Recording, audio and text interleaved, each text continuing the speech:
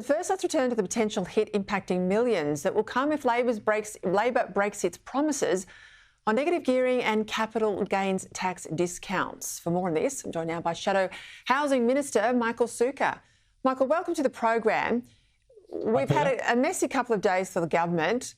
The PM and the Treasurer, though, today are at pains to say we're not looking to change the position. Not that they will, not that they won't, but they're not looking to change the position on negative gearing and the CGT discount. But given their history, why should people believe them? And getting this worked up by Treasury, that just doesn't happen by mistake, does it? No, it doesn't. I can tell you as a former Assistant Treasurer, Peter, the Treasury Department doesn't just go off and find work for themselves where they haven't been asked to do so. And secondly, let's be frank, we all know that if Labor thought they could get away with increasing taxes and abolishing negative gearing, increasing housing taxes, they would do it.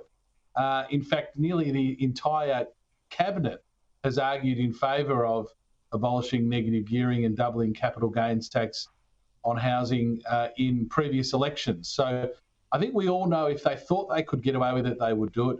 Yesterday we had the farcical scenes of the Prime Minister saying he didn't even know if the Treasurer had asked. This Prime Minister's slippery. We've seen this horror movie before. If they think they can get away with it, they'll do it. And our job will be to make it very clear to Australians that this would be devastating for millions of very ordinary Australians, not the top end of town that Labor tries to make property investors out to be. Is this why the Prime Minister kicked out his tenant not so long ago and has sold his investment property? Well, it's pretty curious timing.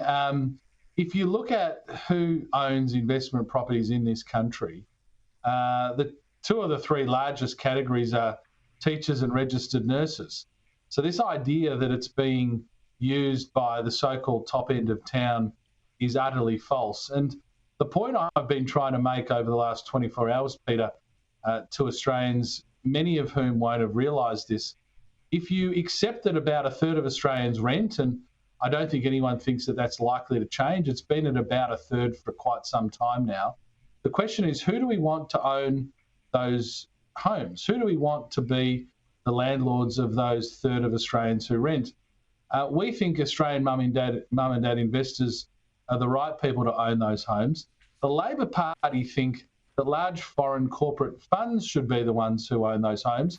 And they've got a bill in front of the Parliament as we speak, Peter, that seeks to reduce taxes for foreign corporate funds to own investment properties in Australia, and yet seemingly are doing work to increase the taxes on mum and dad investors. So fewer Australian mum and dads are owning investment properties, more foreign corporate funds to own them, because I think the Labor Party's view now is they want Australians to rent forever and they want large corporates owning those homes. We're the opposite. We want Australians to own those homes. And in the end, if you increase taxes on housing, you'll have fewer homes built, you'll have higher rents, and you'll have worse outcomes for all Australians. And look, just to underscore that point you made there about renters, you've got experts out today, the Grattan Institute and Deloitte, saying it's not going to have a big impact in terms of reducing house prices. It might be 2 to 4%. But Melbourne Uni says it's really going to increase rents. It's going to hit those who can least afford it. So this underscores the point. Why would you do it? Well, you do it perhaps by a deal on the other side of an election if you have to make an accommodation to the Greens, if you're in a hung parliament. But what's the likelihood that they'll go through this campaign like they did in 2022, saying we've got no plans, we're not going to touch stage 3, do it anyway, go through the election this time saying, well, we're not going to do any of this stuff on negative gearing, knowing that they will, if they have to, on the other side? Well, I think the timing is pretty curious. There's been the confected fight between the Labor Party and the Greens in the Senate. The Greens have been using this as a demand to pass legislation and would obviously be a pretty important chip for Labor to bring to the table in order to get the Greens' support on the other side of an election. And we've seen, as I said, this horror show before, say one thing before an election, get yourself elected and do something very different afterwards.